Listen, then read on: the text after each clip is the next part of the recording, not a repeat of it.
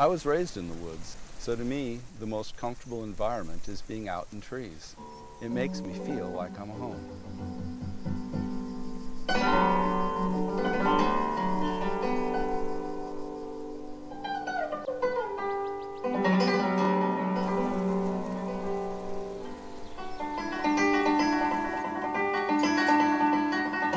I use wood like it's a paint palette.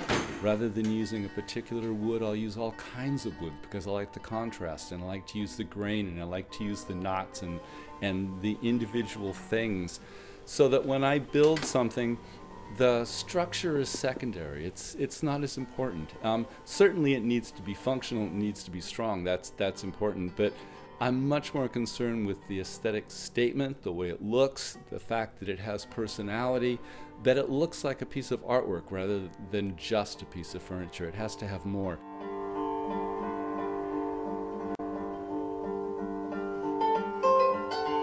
I want the tree to be evident. I don't want to use the wood as a material only.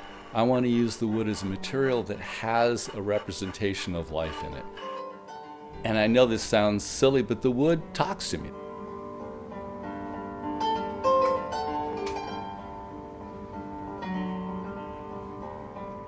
My parents were originally from California, and they moved to Washington, where I was born and raised.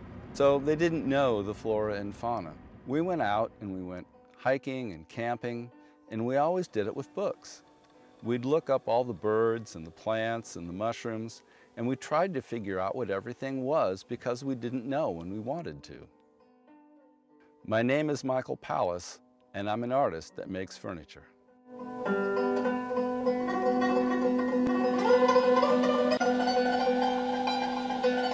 You're never going to get rich being a woodworker. What I say to people is, as long as I have enough money to pay my bills, I get to continue to do what I'm doing. And that's what fulfills me. That's what makes my life rich.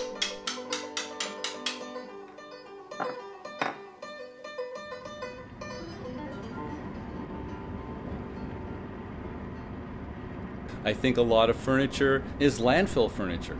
It's made cheaply, it's made to fall apart, and our environment, our world can't really sustain that. It's not viable. My furniture should last long enough that the tree that died in the process of utilizing that wood should be able to regrow before that furniture dies.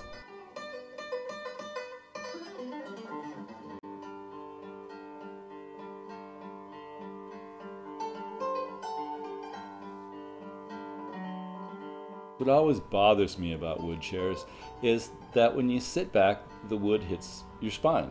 And a thought occurred to me. On my bicycle seat, they have taken material out of the center so that there's a gap down the center of the saddle. And the reason, obviously, is there's places you don't want pressure.